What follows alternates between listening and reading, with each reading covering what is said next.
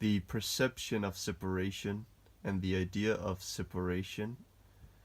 I am a human being in a world of objects, very physical, colored, and completely distorted by utilizing meaning to explain various kinds of phenomenons.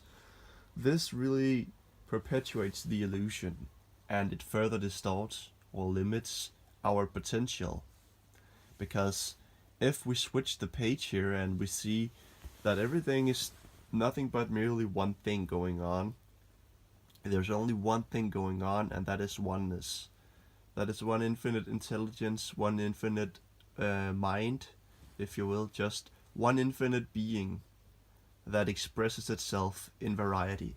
So, in a sense, unity in variety, taking shape as 8 billion people living on this earth, playing roles constantly, manipulating each other, partaking in warfare and other kinds of ideologies and religions that further perpetuates the idea of separation and pushes the one called devilry away from itself, giving rise to the illusion of separation, giving rise to the illusion of I am not enough, and therefore I have to seek in order to be completed, to be fulfilled, to be whole and loved once again. And so this is a grand illusion. Nothing is further from the truth. It's really the opposite that's the case. So one has to begin to think completely differently. So this is formless. This world is one thing going on, and it is the one infinite creator expressing itself. It is I. It is you, but we are the same container projecting infinite shape, infinite form, infinite experiences, infinite consciousnesses. And it seems like it's different. And yes, on the surface level, everything is different, but in our essence, we are all the same consciousness manifesting ourselves in the variety of all given experiences. And there's an infinite amount of experiences because we are unconditional. We are boundless, timeless, infinite intelligence, infinite consciousness. So we're not bound by time, we're not bound by any dimensions. There's no forms, and there's no shape to bound us. So it's infinite imagination, giving rise to seeming physicality, almost like a spider web, overlapping by focusing our attention, by focusing energy upon one single frame, in that frequency, and that vibration creates, giving rise to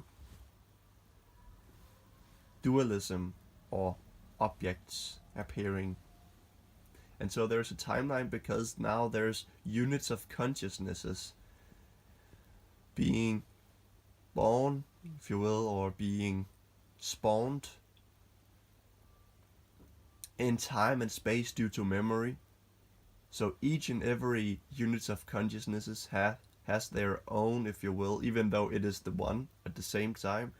But the illusion is that I am separate as a unit of consciousness, but it is really just the one communicating with the one, but has mistaken itself for being a separate entity. But this unit of consciousness memorizes the aspect of itself in which it is located in that particular space-time location. That's how the grand illusion is playing out. Really, there's nothing going on. This is not even real. It's not even real. It's nothing appearing to be something apparently happening. And that is wholeness. doing that. And there's only this infinite potential, infinite possibilities to be observed, to be tapped into, and to realize is yet just another aspect of the one creator expressing ourselves constantly, fragmenting ourselves, but then reuniting ourselves again, because that's called self-realization. To separate and to contract, or to come together again as a unit, as oneness.